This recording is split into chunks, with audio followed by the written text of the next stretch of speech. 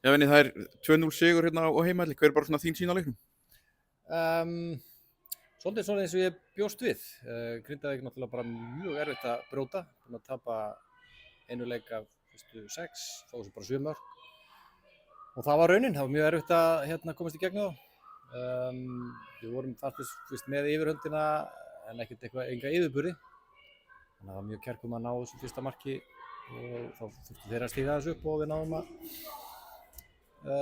refsa þeim í seinni hálfleik til að klára þetta. Svona þrátt fyrir það allt saman þá svo sem fengu alveg fullt af stöðum og það hefði svo í sjálfs ekkert verið ósækjant þó að hefði unnið þetta starra. Nei, þeir fóru endur algjört dauðafæri í 1-0 sem að Landi bjargaði stórkostlega 1-0 markmanni, þannig að þá hefði leikmyndi verið gjörbreyst. Þannig að jú, vissulega hefði viljað sjá fleiri mörk en 3 stig og áfram í lífið. Svona þú reynir að grenda bara svona fljótt á hvar fannst þér svona munur að leggja helst á milli liðanna?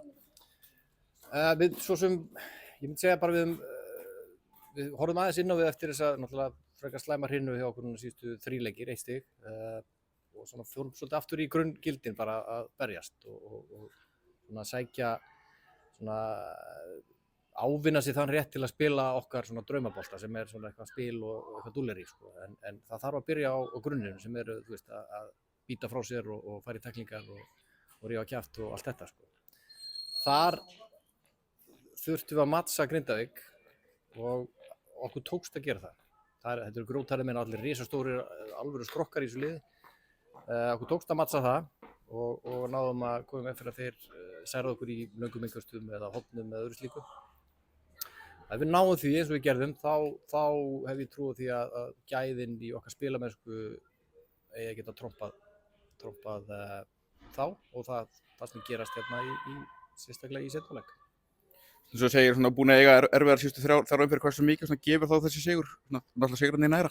Já, það er, þú getur alltaf misst stig, maður fer ekki með eintóma sigurleik í gegnum mótið en það er okkur kunst að díla við töp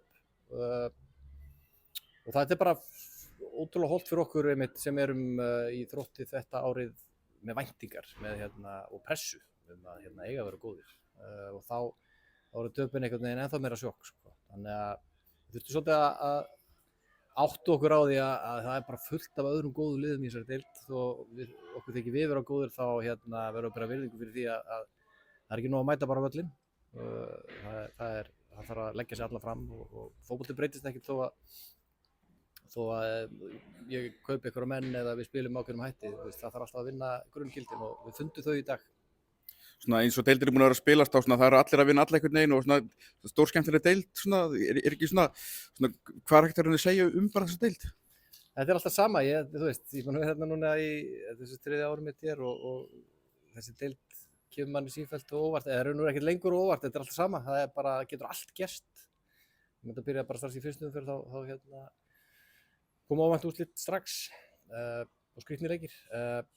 En það var nú komin eitthvað svona, fannst manni svona mynda á þetta svona til að byrja með, þannig að menn héldu ranglega að við vorum bara langbestir eða Fylkir bara langbestir eða Afturelding langbestir.